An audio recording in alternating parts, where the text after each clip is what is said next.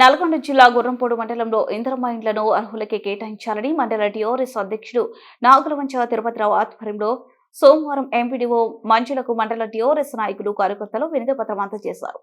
ఈ సందర్భంగా మండల టీఆర్ఎస్ అధ్యక్షుడు నాగులవంచ తిరుపతిరావు మాట్లాడుతూ గుర్రంపోడు మండలానికి సంబంధించిన ఇందిరమ్మ ఇండ్ల జాబితాను ఇవ్వమని కోరితే ఎంపీడీఓ ఇవ్వడం లేదని, గుర్రంపోడు మండలంలో ఇందిరమ్మ ఇండ్లను పార్టీలకు అతీతంగా అర్హులైన వారికి కేటాయించి తగిన న్యాయం చేయాలని ఎంపీడీఓను కోరారు. ఈ కార్యక్రమంలో గుర్రంపోడు మండల టీఆర్ఎస్ నాయకులు కార్యకర్తలు తదితరులు పాల్గొన్నారు.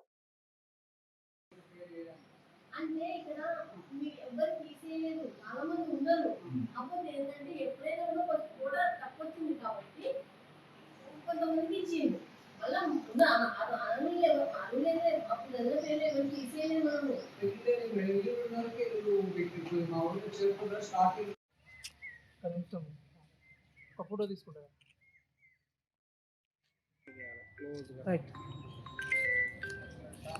ఎండి ఆఫీస్ కు మేము లిస్ట్ ఇవ్వకపోతే వచ్చి ఇడికి ధర్నాకు లెటర్ ఇచ్చి ధర్నాకు దిగినాక కూడా లిస్ట్ రాలేదు, రేపో మాపో వస్తుంది ఇస్తామని అంటారు. ఎవరికి లిస్టు ఇస్తలేరు, వచ్చినా కూడా ఇస్తలేరు.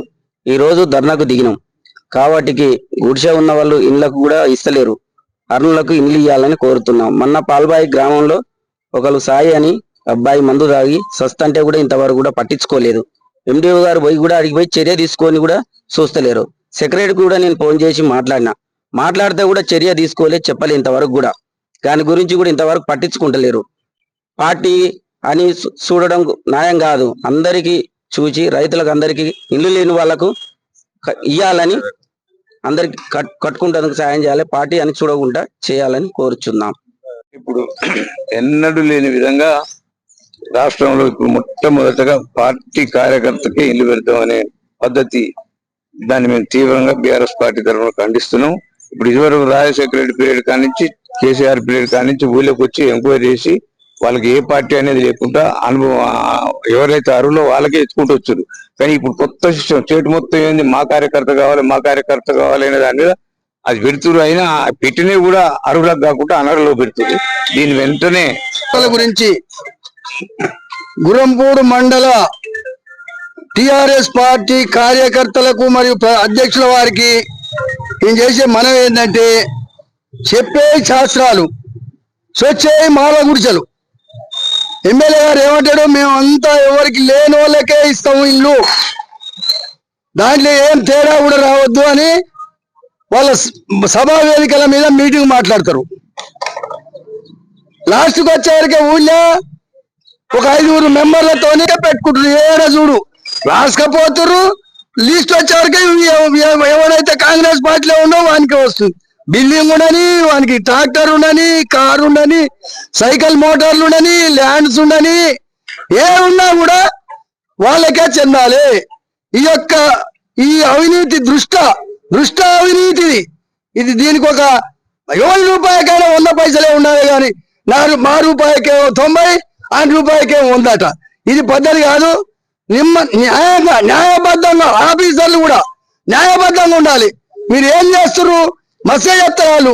ఇంకో గవర్నమెంట్ రాదా? రేపు బీజేపీ రావచ్చు, కమ్యూనిస్టులు రావచ్చు, రేపు మళ్ళీ మా గవర్నమెంటే రావచ్చు. మిమ్మల్ని ఏమన్నా మేము ఒత్తిడి చేసినామా?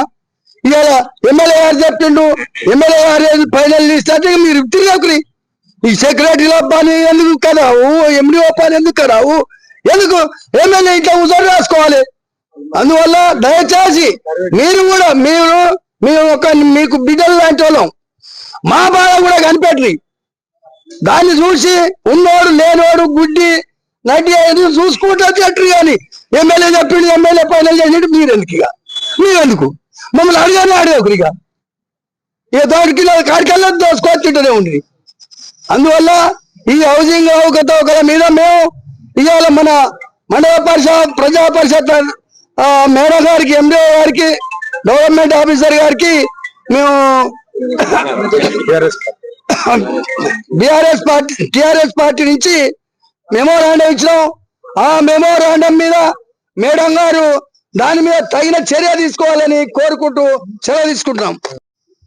కార్యకర్తలకే ఇండ్లు ఇస్తున్నారు. ఇగో ఇలా గుడిసె ఉన్నా కూడా టిఆర్ఎస్ పార్టీ కార్యకర్తలని ఒక బురద తల్లి వాళ్ళ 30 ఏళ్ళ నుంచి పనిచేస్తారు, 20 ఏళ్ళ నుంచి పనిచేస్తారు. మా కార్యకర్తలకు పెట్టుకుంటామని వాళ్ళకే పెట్టుకుంటారు.